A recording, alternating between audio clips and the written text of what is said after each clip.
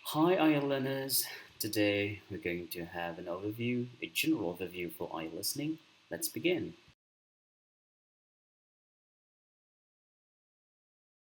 Overview kali ini kita akan membahas tentang listening. Ya, bagian listening ini adalah bagian hal yang sangat krusial karena hanya diputar sesekali saja. Oleh karena itu, ada beberapa hal, ada beberapa poin yang penting untuk kita perhatikan sebelum mengambil ujian official test.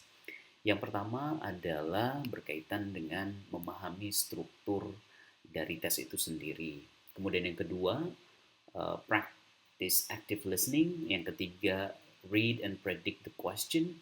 Yang keempat yang perlu kita perhatikan adalah time management. Berikutnya, handling different question types. Kita harus familiar dengan jenis-jenis pertanyaan yang mungkin akan kita dapatkan. Kemudian watch for traps. There are some traps, ada beberapa jebakan yang mungkin akan mengacaukan fokus kita.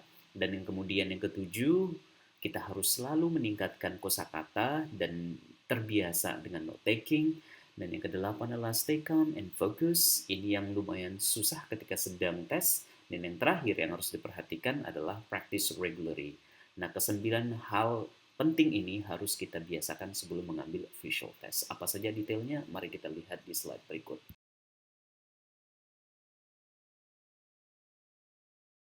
Oke, poin yang pertama yang tadi kita sebutkan adalah memahami struktur dari tes itu sendiri, yakni struktur dari listening test. Perlu kita ketahui bahwa akan ada 4 section, ada 4 bagian dalam listening, di mana total dari soal yang akan diberikan berjumlah 40 soal. Dan tiap-tiap section terdiri dari 10 soal. Jenis recording yang akan kita dengarkan ada 4. Yang pertama yaitu section 1, di mana kita akan mendengarkan percakapan antara dua orang tentang aktivitas atau topik sehari-hari, topik sosial sehari-hari. Di bagian kedua, kita akan mendengarkan sebuah talk atau monolog tentang topik sehari-hari juga, social context, ya, seperti pembicaraan tentang ya local facilities dan lain sebagainya. Di section ketiga, kita akan mendengarkan conversation lagi antara 2 sampai 4 orang, konteksnya adalah pendidikan dan pelatihan.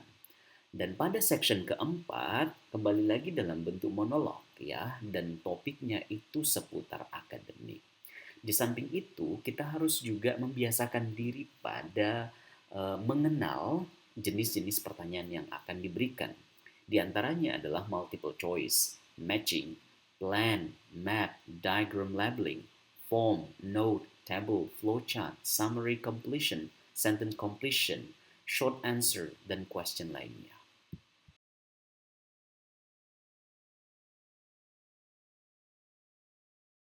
Poin yang kedua, ketiga, dan empat juga harus perlu diperhatikan. Ya, poin yang kedua adalah practice active listening. Di bagian ini, teman-teman harus selalu meningkatkan kemampuan dalam hal active listening, di mana kita diminta untuk fokus on the speaker dan listen for paragraphing.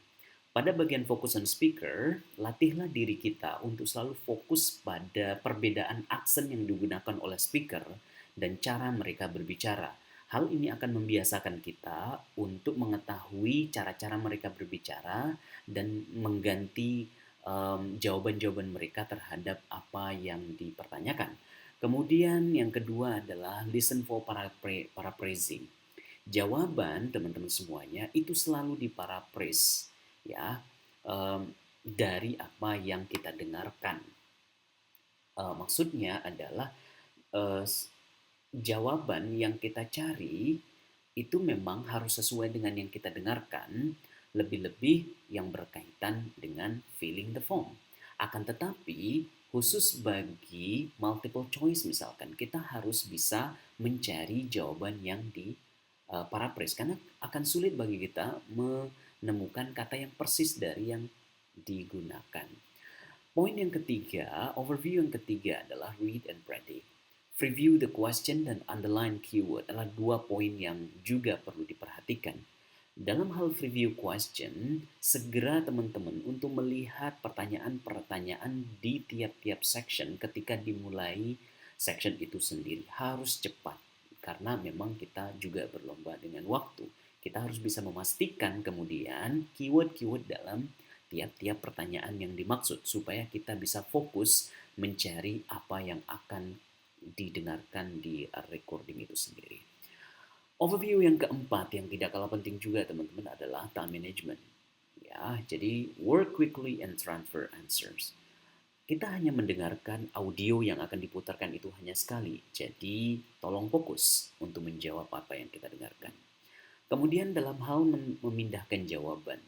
Jangan memindahkan jawaban ketika sedang mendengarkan. Dengan kata lain, kita boleh take note ataupun let's say mencoret-coret di textbook yang kita dibagikan ketika mengambil paper based test. Oleh karena itu, nanti akan disediakan waktu 10 menit untuk mentransfer.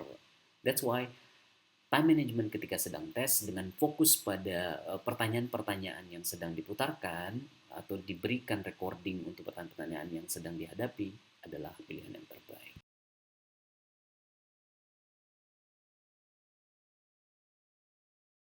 Well, overview kita yang kelima adalah handling different question types.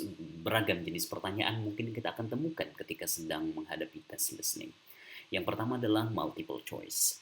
Kita harus bisa mendengarkan sinonim atau makna yang serupa. Kemudian eliminate obviously wrong answers, langsung mengeliminasi pertanyaan yang tidak ada kaitannya dengan statement dari pembicara. Jenis pertanyaan yang kedua adalah form note completion.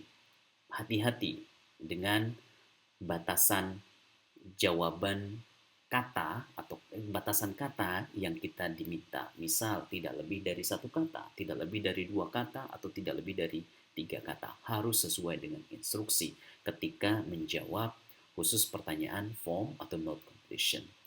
Yang ketiga dari handling different question type adalah map diagram labeling. Pertanyaan ini meminta kita untuk fokus pada direction dan juga descriptive language yang akan diberikan. Tidak kalah penting juga teman-teman harus membiasakan diri pada kosakata-kosakata yang berkaitan dengan preposition, karena itu yang akan digunakan ketika menunjukkan arah. Dan yang keempat pada bagian ini adalah matching. Pasangkan opsi-opsi yang ada berdasarkan key point dan spesifik detail yang teman-teman dengarkan pada audio itu sendiri.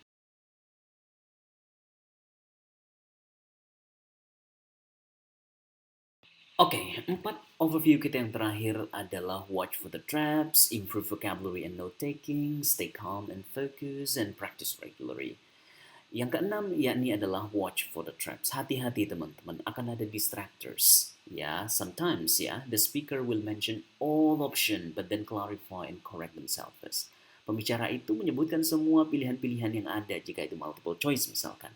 Tetapi terkadang dia akan mengklarifikasi jawaban ataupun pilihan yang dimaksudkan. Oleh karena itu, dengarkan kata-kata yang berkaitan dengan klarifikasi yang disebutkan oleh pembicara.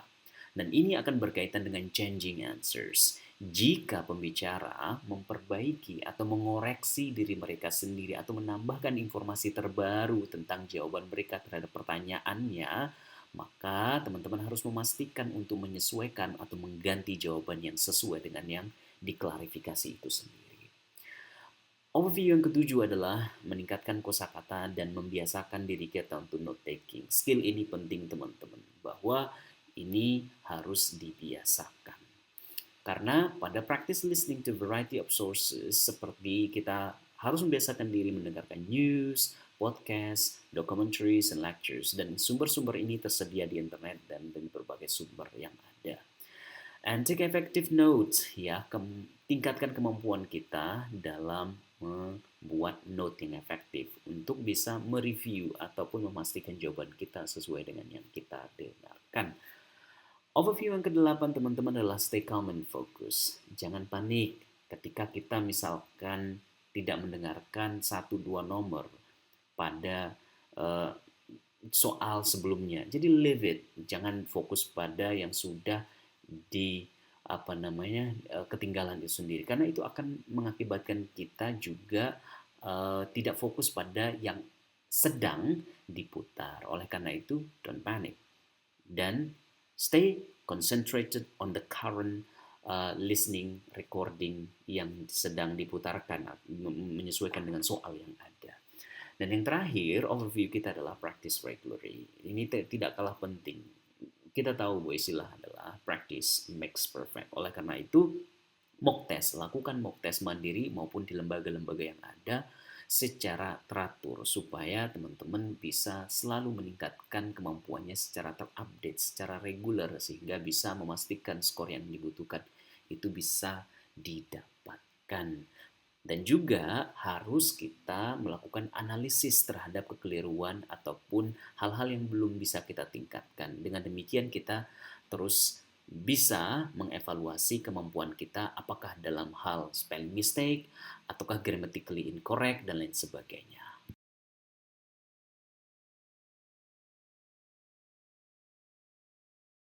Oke, jika teman-teman ada pertanyaan seputar IELTS, khususnya di bagian listening, please leave your question on the comment room.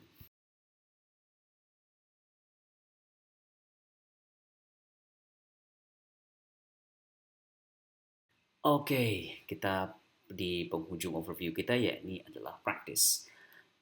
Kita tahu bahwa practice makes perfect. Oleh karena itu, teman-teman sangat disarankan untuk latihan yang kompleks dan menganalisa jawaban-jawaban yang diberikan.